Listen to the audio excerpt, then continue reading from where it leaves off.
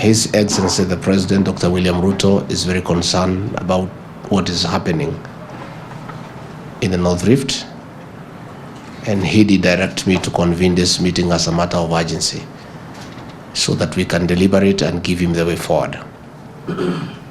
He is clear in his mind that he has taken the Bible before God and the people of Kenya, that the people of Kenya must be protected, lives must be protected, property must be protected, and it's something that he has every intention to do. You are aware during our campaigning period, I went throughout the North Rift. I was in Iten, I was in Kabarnet, I was everywhere, and I gave an undertaking on behalf of my boss that once we are elected and sworn into office, we'll sort out the insecurity issues in Kerio Valley once and for all. I had even indicated last Saturday that I would call this meeting. And by that time, the events of that Saturday morning had not come to our attention. It was part of what we had planned to do, and I had indicated that we are waiting for the appointment of CS Interior and the other officers before we do the meeting. But the events of that morning have made it necessary for us to convene so that we can deliberate on the short-term measures we need to take to restore sanity in that area. Nobody, no Kenyan has the right to take the life of another. No Kenyan has the right to destroy property belonging to another person. The Constitution is very clear that life is sacred. We have sufficient laws to deal with these matters. What has been lacking is the political goodwill. And I want to assure you that President William Ruto has given a commitment that he'll apply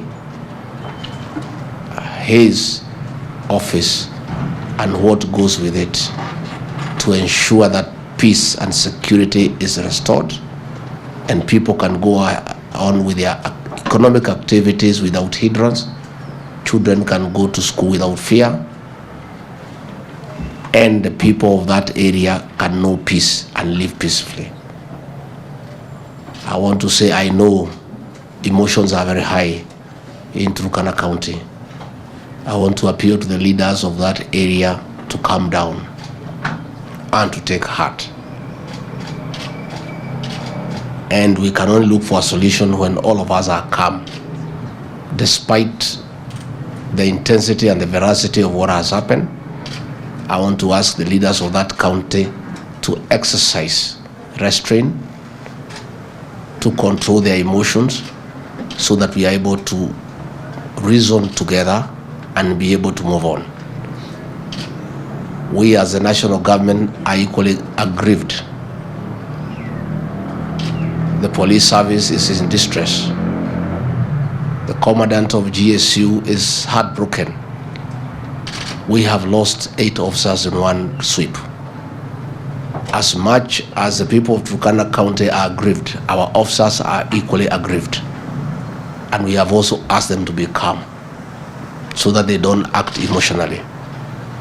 Because ideally, what has happened in the past when you kill police officers, officers move to the area with the brutal efficiency to revenge on the killing of one of their own, and sometimes they can be excessive and hurt innocent people.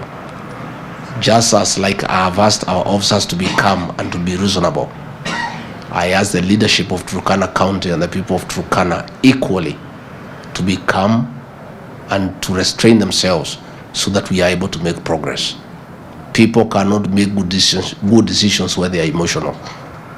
We want to be very objective, and that will only happen if first we put emotions aside so that we look for a solution for the years to come and for posterity.